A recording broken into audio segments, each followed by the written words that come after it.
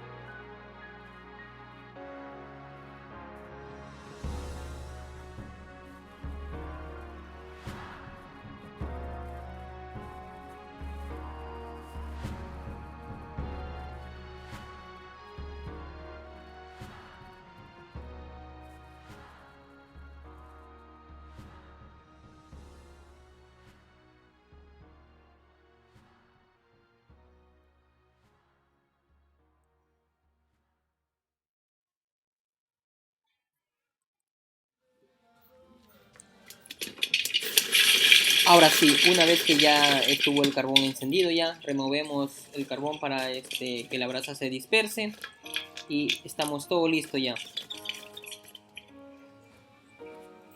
Agregamos lo que es la parrilla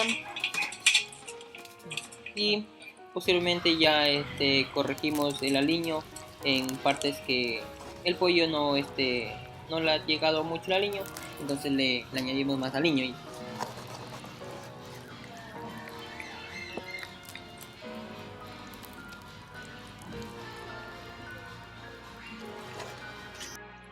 Y ahora sí, una vez que ya está todo listo, llevamos directo a la brasa.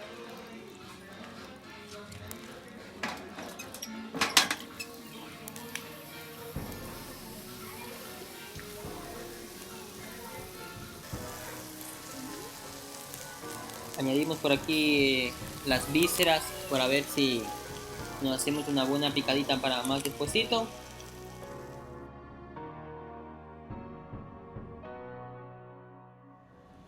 Bien chicos, después de una larga espera, solamente sí fue larga espera, tenemos el resultado y ahorita lo vamos a ver.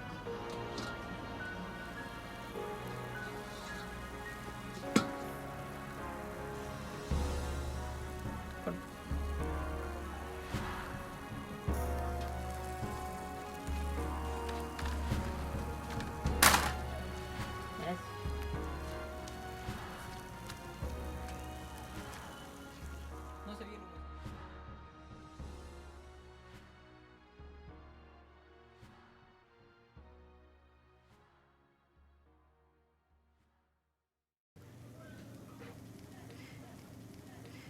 Bien, y ahora vamos a ver qué tal nos quedó. Esto está tan suave que se está deshaciendo como una mantequilla, así que simplemente salemos y se está saliendo así. Soplamos que está esto bastante caliente y degustamos.